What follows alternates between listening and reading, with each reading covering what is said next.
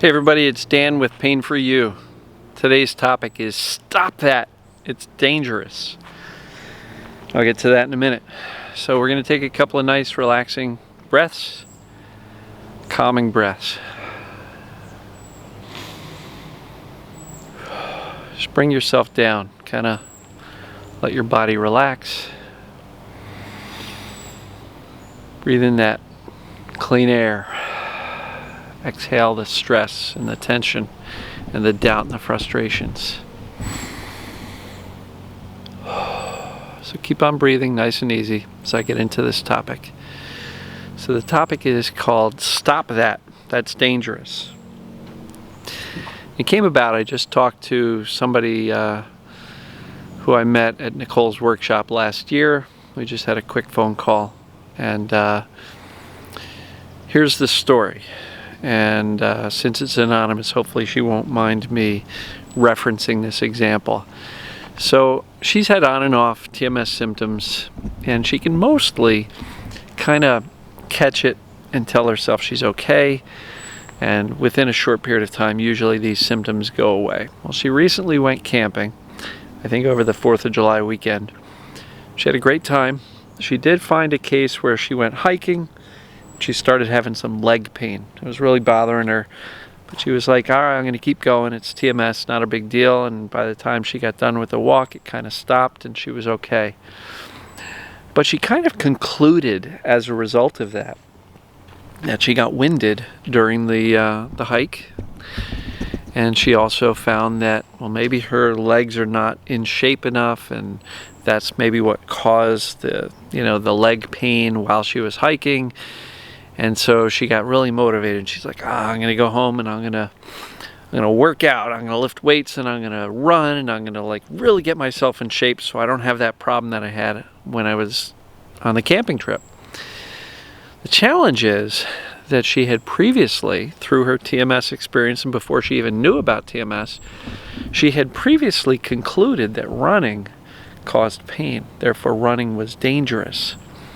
So she came home all fired up, all gung-ho. It's like, yeah, when I get home, I'm going to run, I'm going to lift weights, and I'm going to get myself in shape. And it sounded like a great idea. But because her brain had previously been taught, no, that running is dangerous, she ended up with a pretty bad back spasm. And over the course of several days, she got herself worked up into a pretty good panic till she reached out to me. And we had a nice conversation. But as she kind of shared her story with me, it just really was a great example of how the brain's job is to keep us from doing things that which it has come to believe are dangerous. So in the brain's mind, running was dangerous. And so when she came back all fired up, ready to go, the brain said, stop it, don't you dare do that. Here's some back pain so that you don't go running, because you told me for years that running is dangerous and it's going to hurt you. So I'm going to stop you. And that's how it does it. And so the analogy that I gave was like, telling yourself, I don't know how to swim, so I'm going to teach myself. I'm going to jump off of this 20-foot cliff into 30 feet of water, and I'm going to swim. And your brain's going to go, what are you, nuts? Right? So for her, instead of easing into, maybe I'll try jogging a little bit.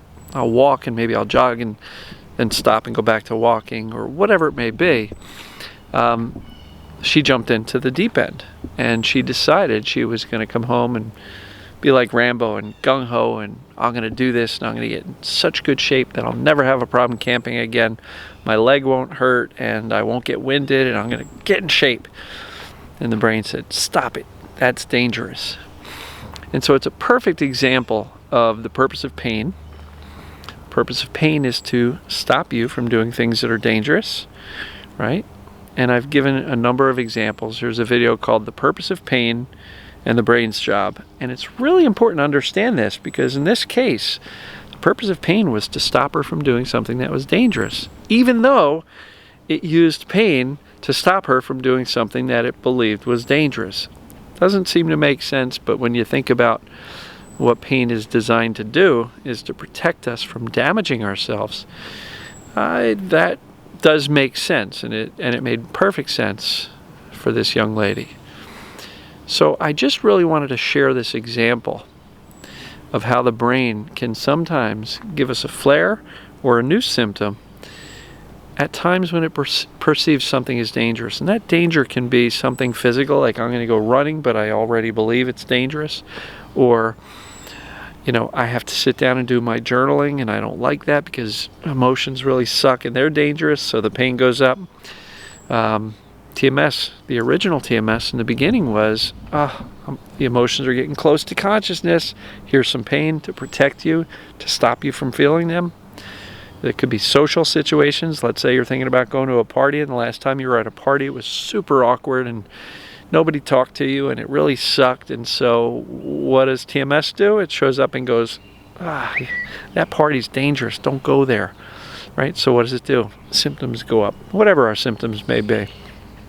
And so the brain's doing a really good job of keeping us safe. And it uses these symptoms in order to do that. So hopefully that makes sense to you guys and gals. I don't really want to repeat myself 18 times here like I usually do, but I thought it was a great story and a great example of somehow why pain seems to come out of nowhere. And she was like, but I don't get it initially. She was like, I don't get it. Here I was going to do something good for myself. I was all excited about it. But when, again, you take a good close look at what she had previously thought about the pain, about the running, excuse me. When you look at what she had previously thought about running, and she had decided a while ago that running was dangerous, this makes perfect sense why when she comes home all gung-ho, ready to like start running a lot and exercising and working with weights, that the brain would go, stop it, that's dangerous.